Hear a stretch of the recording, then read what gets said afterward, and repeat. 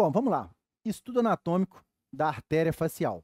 A artéria facial é a maior, é dela que vem o maior suprimento vascular da face. Ela tem uma característica que ela é uma artéria muscular, semelhante às artérias do braço, da coxa, que são artérias nutridoras da parte muscular, a parte muscular da face. Ela tem um calibre intermediário, não chega a ser tão calibrosa como uma veia femoral, uma veia braquial, ou uma artéria, desculpa, uma artéria femoral, uma artéria braquial, mas ela irriga múltiplos músculos faciais e irriga também a pele da face. Uma característica da artéria facial é a sua tortuosidade, e eu chamo atenção para isso, por quê? Porque essa tortuosidade ela existe para poder acompanhar os movimentos da mandíbula. A mandíbula, ela movimenta o tempo todo, eu estou falando, a gente está mastigando, a gente está bocejando, o tempo todo a mandíbula está movimentando. A tortuosidade da artéria facial está relacionada com essa peculiaridade anatômica que ela precisa de acompanhar os movimentos da mandíbula. E, basicamente, a artéria facial ela tem 4 ramos faciais e ela tem 4 ramos do pescoço. Aqui é um exemplo da tortuosidade, ó, em um cadáver dissecado, ó, da artéria facial. Repare que ela dá inúmeras voltas e isso depende de uma face para outra, mas a gente não pode esquecer essas tortuosidades, senão a gente faz um estudo que a artéria anatômica passa por aqui e não pensa que ela tem curva nenhuma, e isso já é um primeiro momento de se identificar uma possibilidade de uma complicação. Os 4 ramos do pescoço, eu vou mostrar no 3D para vocês, mas eu vou citar aqui a palatina ascendente, a tonsilar, a submentual e as glandulares.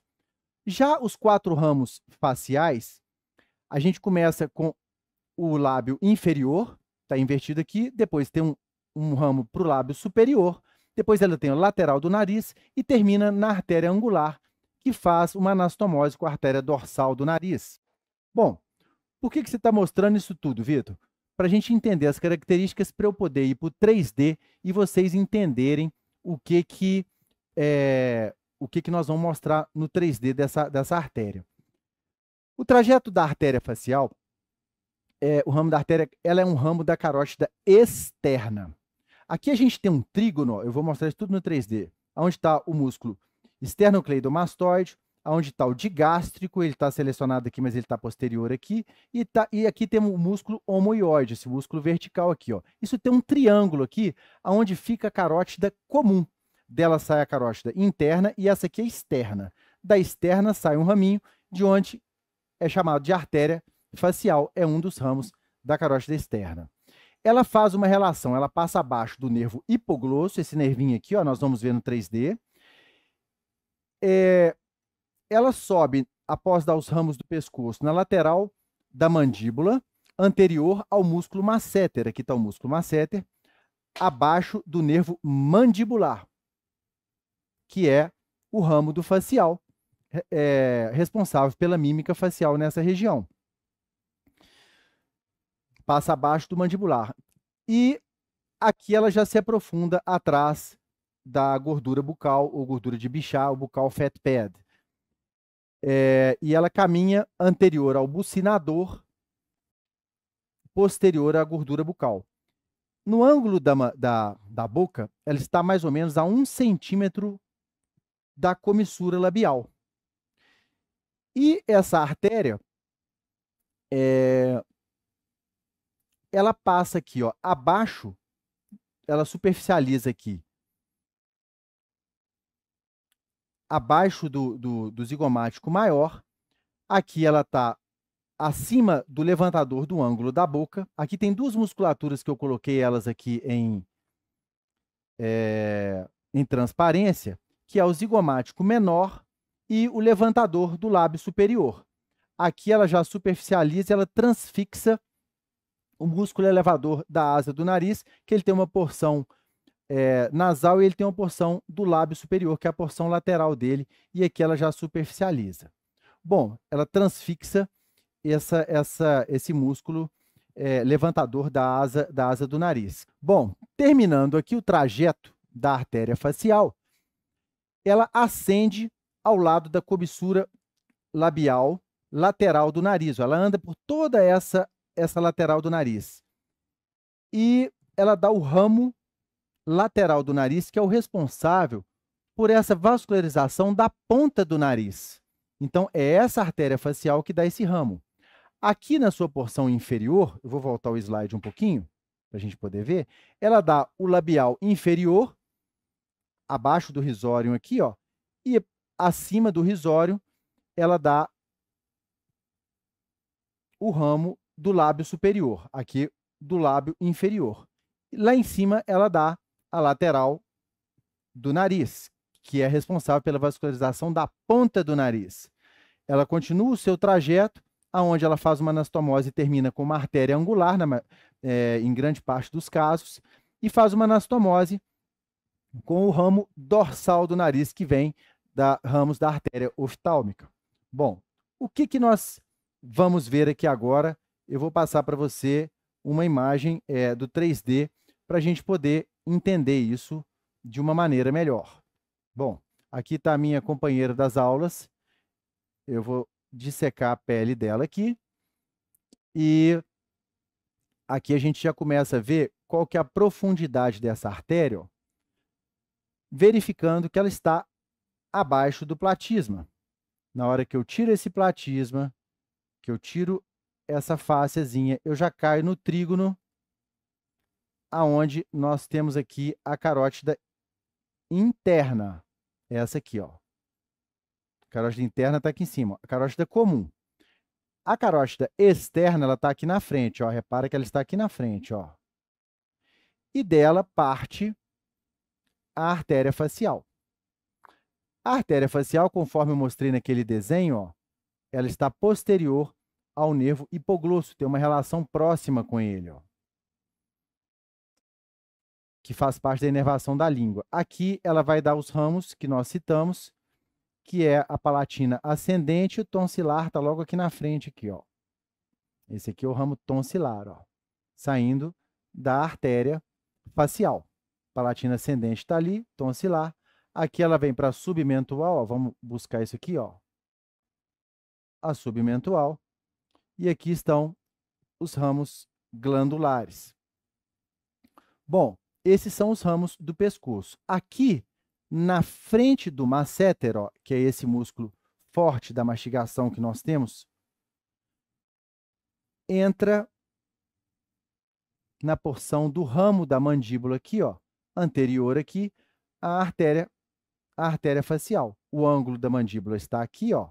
Aqui está o ângulo, aqui está o ramo, no meio do ramo da mandíbula, na porção anterior ao masseter. Se você tocar o seu masseter assim, ó, na face, ó, a hora que ele acaba aqui, ó, aqui já é a porção da artéria facial. Inclusive, dá para ela ser sentida a pulsação dela nessa região aqui, quando comprime nessa região o dedo contra o ramo da mandíbula. Dá para a gente sentir a pulsação dessa artéria. E reparem que ela passa abaixo aqui, ó. Deixa eu selecionar. Do ramo mandibular, do sétimo par, do facial, responsável pela mímica facial nessa região da mandíbula e região inferior da boca. Bom, aqui, essa artéria, ela já pega uma profundidade debaixo dessa gordura bucal, ou gordura de Bichat. Se eu removo essa gordura dessa região, eu consigo ver que ela está anterior ao bucinador, ó, e posterior aqui ao risório. Antes do risório, ela já emite o seu ramo inferior, o ramo do lábio inferior, responsável por toda a vascularização desse ramo inferior. Ela continua o seu trajeto de ascendência. Deixa eu voltar ali com a gordurinha, para a gente ter uma noção anatômica real. Isso, ela continua o seu trajeto de ascendência e no meio do zigomático maior, dessa musculatura responsável pela abertura do sorriso, junto com o risório, né, uma abertura angulada, ela já emite o seu ramo labial superior. Reparem que essa região aqui, ó, é uma região aonde é realizado alguns procedimentos de preenchimento, né? Aqui a gente tem aquelas rugas da marionete. Nesta região aqui, ó, automaticamente os procedimentos são realizados muito próximos, dependendo da profundidade que for realizado tais procedimentos, da artéria facial. E aqui é uma área que o profissional tem que se atentar para tais riscos de pegar a artéria facial. Bom, aqui ela passa profunda a essa musculatura elevadora do lábio superior, onde a gente tem o zigomático menor, o elevador do lábio superior e o elevador nasolabial, aonde essa artéria transfixa ele e ela vai dar aqui em cima a artéria lateral do nariz, a responsável por por vascularizar a artéria lateral do nariz, responsável pela vascularização da ponta do nariz. Esse é o único ramo responsável por essa vascularização. Por isso que é interessante a gente falar deste ponto. Por quê? Porque grandes volumes de preenchimento nessa região não necessariamente vão ocluir a artéria por uma questão de êmbolo, mas de compressão, porque essa artéria aqui já é uma artéria menos calibrosa. E quando esse preenchimento gera um volume enorme a ponto de estenosar essa artéria, a gente pode ter uma complicação de necrose de ponta do nariz. Então, observar a palidez durante e após a realização dos procedimentos de grande volume nessa região é imprescindível para evitar tais complicações. Quando a gente continua com a artéria facial, a gente continua a ver que essa artéria facial, ela vem virar artéria angular aqui. E essa artéria angular, obviamente, ela faz anastomose com a dorsal do nariz, que é um ramo da artéria oftálmica que já entra num outro quesito de complicações relacionados à parte periocular e outras mais. Entender um pouco, voltando aqui para o nosso PowerPoint, entender um pouco da artéria facial faz parte de qualquer rotina de profissional que trabalha com procedimentos da face. E a gente tem que estudar e reestudar isso. Existem inúmeros trabalhos tentando solucionar problemas relacionados à topografia e as alterações anatômicas da artéria facial para evitarmos as complicações. Então, existem trabalhos que foram realizados com medidas e protocolos para tentar classificar os tipos de formação da artéria facial. Então, existe uma classificação do tipo 1, 2, 3 e 4, aonde o tipo 1 e 2 é um tipo que ela é calibrosa somente até os ramos labiais. Existe um tipo 3, aonde é o tipo clássico, a gente fala assim, que é o tipo clássico da artéria facial, aonde ela vem, faz todo o percurso, dá os ramos labiais, dá o ramo nasal e termina em angular lá em cima. E existe um tipo 4, que é um tipo mais raro, aonde ela chega aqui para dar o ramo lateral do nariz, mas a artéria angular é como se ela tivesse um predomínio e fosse maior, viesse até aqui embaixo. É uma artéria angular mais ampla. Consequentemente, este tipo de vascularização tem um calibre maior voltado, esses dois aqui, ó, para a região periocular. Bom, isso foi realizado no ano de 2013, uma publicação, um estudo retrospectivo de imagem de angiotomografia de cabeça e pescoço, onde foram avaliados 94 casos, consequentemente, quase 200 artérias faciais, porque eram comparados, inclusive, um lado com o outro, uma idade média de 49 anos, e a hipótese era, quanto maior a artéria facial proximal, quer dizer, ela na virada ali no ramo da mandíbula, mais extensa ela seria para cima. Essa era a hipótese dos pesquisadores. Então, chegou-se a uma classificação que eles compararam a artéria facial, essa aqui, com a submandibular. Em alguns casos, a artéria facial tem o mesmo calibre da submandibular. Então, eles chamaram de padrão A. Em outro caso, a artéria facial é espessa, tem um calibre grande, enquanto a submandibular ela tem um calibre menor, foi chamado de padrão B. O padrão C, isso inverte. A artéria facial ela tem um calibre mínimo, enquanto a submandibular ela tem um calibre maior do que a artéria facial. E um padrão D, onde ambas têm um padrão bem fino ali em nível do ramo da mandíbula. O que concluiu-se com isso? Os resultados foram que 39% eram do tipo 2. Aquele tipo, vamos voltar lá para a gente recordar, ó, aquele tipo onde a artéria facial é mais calibrosa do que a submentual. A simetria bilateral, ela só acontece em 50% dos casos, significa que um lado não necessariamente é igual ao outro. E, normalmente, o direito ele é mais dominante do que o lado esquerdo. Aqui é uma imagem mostrando, por exemplo, que aqui tem um padrão C, onde a gente tem uma submandibular maior do que a artéria facial. E do outro lado, do esquerdo, a gente tem um padrão A, onde a artéria facial ela tem o mesmo calibre da artéria submandibular. Bom, o que concluiu-se com isso?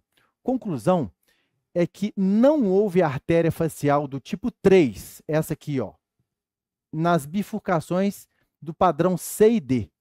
O que é padrão C e D? Aonde a artéria facial era fina. Então, quando tinha um padrão de artéria facial fina, esse padrão que a artéria vai até a angular lá em cima não existia.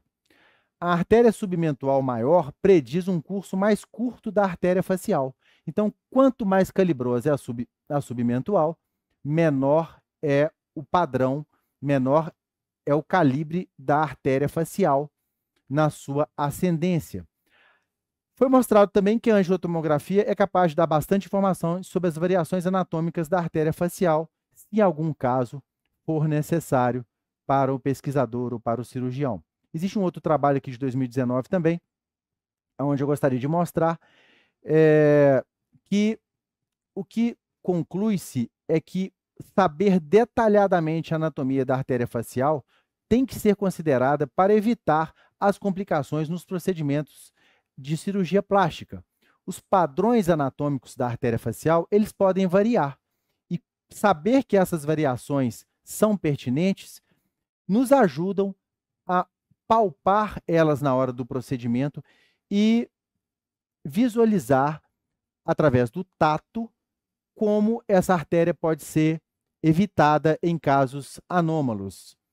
Bom, na embriologia, a gente já consegue perceber a comunicação da artéria carótida externa com a artéria carótida interna. As comunicações entre as artérias que são originárias do segundo arco aórtico, o arco ióide. Na quarta semana gestacional, a gente já começa a ter a formação da artéria facial e já começa a perceber alterações relacionadas à artéria facial. E umas áreas da face comum de encontro da carótida interna com a externa é esse T na face, sendo que existem outras áreas, temporal, existem outras áreas também que essa comunicação é bem comum. Entender isso é imprescindível para a gente evitar as complicações e andar de maneira delicada. Isso aqui é um outro artigo onde eles cortaram e fizeram um estudo anatomopatológico de cada parte da artéria facial, tentando entender o que mudava no calibre delas com o envelhecimento e em cada parte da artéria facial. O que se concluiu é o seguinte, que existe uma rigidez dessa artéria facial à medida que ela vai tendo uma ascendência. Quanto mais ascendente, menos mobilidade tem essa artéria. Por quê? Porque ela vai ficando mais rígida. Lembra da tortuosidade que eu falei no início da aula, relacionada ao movimento da mandíbula? Então, nessa região, ela tem uma tortuosidade enorme. Aqui, ela já tem uma rigidez. O que isso traz para nós de informação? Que quando a gente faz um procedimento nessa região, não espere que a cânula vai tocar a artéria e ela vai sair da posição. A cânula vai transfixar essa artéria na maioria das vezes, se ela estiver no caminho dela. A mesma coisa, o contrário também é aqui. Nessa região, a artéria ela é muito móvel, mas ela tem várias curvas nessa região, então os procedimentos, a chance aumenta de lesão pela questão de ter um maior número de locais onde isso é possível. Pacientes mais jovens têm um lúmen arterial maior do que pacientes mais idosos, e isso permite com que seja mais fácil os preenchimentos entrarem dentro da artéria. A tortuosidade é um risco no canto lateral da boca, porque é como se ela tivesse várias opções de ser atingida nessa região. E a parte fixa é o que nós já falamos, ela não vai, abaixo do levantador do canto da boca, nessa região, ela não vai dar licença para uma cânula que passou sobre ela. Alguns artigos falam dos 7 marcos de pontos da artéria facial, são esses pontos todos que nós falamos para vocês aí, de canto medial, comissura labial, isso tudo são áreas onde a artéria facial ela é frágil. Uma dica é fazer uma compressão e fazer o preenchimento, se ele vai ser feito superficial, porque isso distancia, através do subcutâneo, a distância da artéria facial para onde o preenchimento vai ser realizado, principalmente nessas regiões de sulco nasogeniano.